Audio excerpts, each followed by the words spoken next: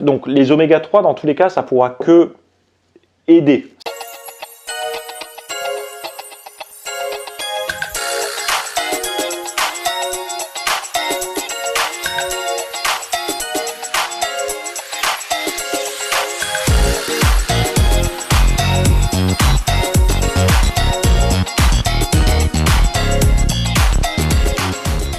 Eh bien, on reprend. Salut à tous avec la question de Alex. J'ai beaucoup de questions, j'en mets quelques-unes. La première, est-ce que les oméga 3 font baisser le cholestérol?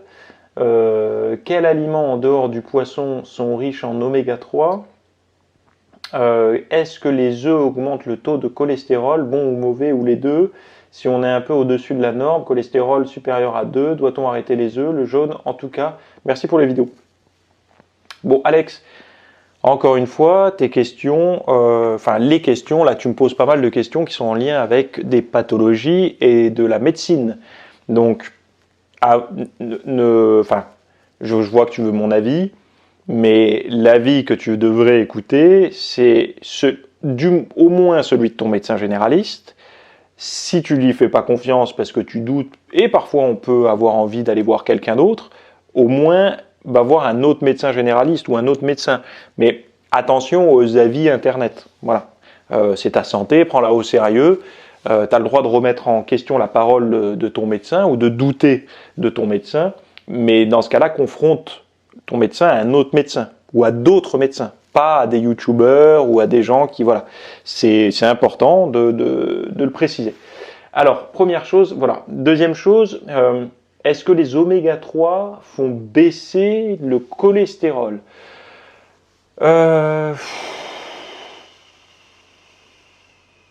Disons qu'en fait, si tu regardes, c'est des questions qui sont posées d'une certaine manière où c'est compliqué d'y répondre, mais si ton apport en lipides, par exemple, tu vois, tu as besoin d'1 gramme de lipides par kilo de poids de corps. En muscu, on parle souvent de ça, c'est un bon repère pour savoir à peu près le taux de graisse qu'on devrait consommer dans la journée pour qu'au niveau hormonal ça fonctionne bien, mais qu'en même temps on ne soit pas trop en excès pour pas faire du gras, quoi. Bon, ça c'est la première chose. Si par exemple tu fais 70 kg, donc tu as besoin de 70 grammes de lipides par jour, puisque 1 gramme fois 70 égale 70 grammes, eh bien, si à l'intérieur de ces 70 grammes, c'est une bonne partie sont des oméga 3, et pas par exemple, je sais pas moi, de la graisse de porc, du beurre, de l'huile de tournesol, des choses comme ça, des choses pro-inflammatoires, tu vas avoir un impact, oui, puisqu'en fait tu as déplacé une quantité à l'intérieur d'une dose imposée, le ratio d'oméga 3 est plus important, donc ça supprime forcément des graisses de mauvaise qualité.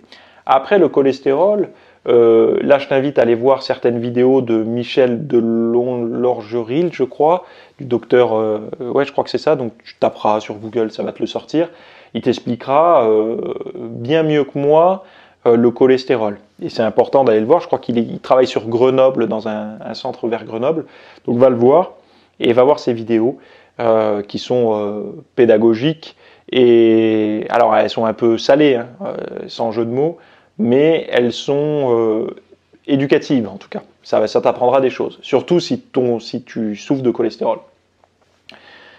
Ensuite, au niveau de la consommation d'œufs, donc les oméga 3 dans tous les cas, ça pourra que aider. C'est-à-dire que si tu remplaces une partie des graisses que tu t'autorises à consommer par jour par des oméga 3, c'est en tout cas un bon ratio, donc je crois que ça fait partie, tu me disais quels aliments en dehors du poisson sont riches en oméga 3, mais en fait les poissons c'est soit les poissons gras, donc sardines, maquereaux, harengs, saumon, alors préfère ceux en début de chaîne, pourquoi? Parce qu'ils sont moins pollués, moins saturés en métaux lourds, etc. Donc tu préfères ceux en début de chaîne, donc des petits poissons.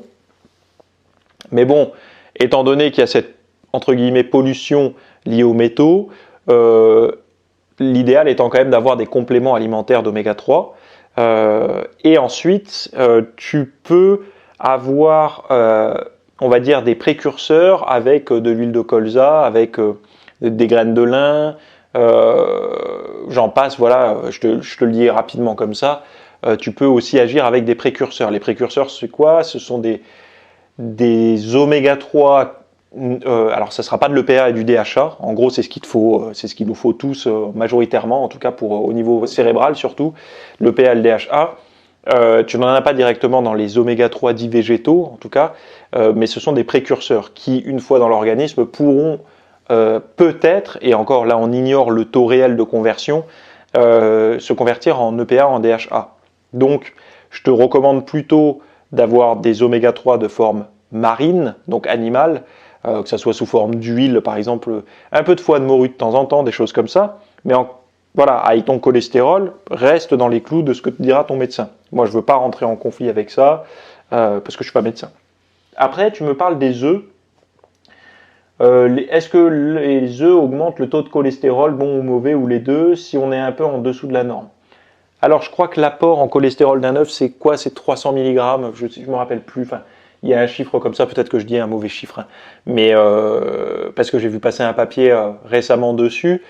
Donc, pour beaucoup de chercheurs, c'est des vieilles notions, ces histoires d'œufs et de cholestérol. Alors, certes, les œufs apportent du cholestérol, hein, mais en fait, le cholestérol alimentaire a que finalement des œufs a finalement peu d'impact sur le cholestérol sanguin.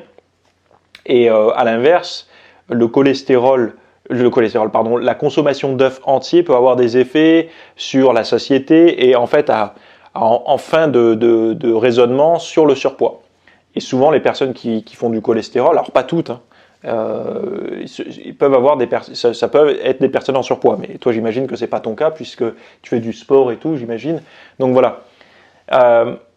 Après, allez voir la littérature scientifique, va voir la littérature scientifique sur le sujet. Si tu es intéressé, va voir le cours que j'ai fait qui s'appelle les aliments coupe-faim, 17 aliments qui coupent la faim, donc qui sortira le 18, quelque chose comme ça, décembre, donc soit t'es avant, soit t'es après, en fonction de l'heure de sortie de cette vidéo.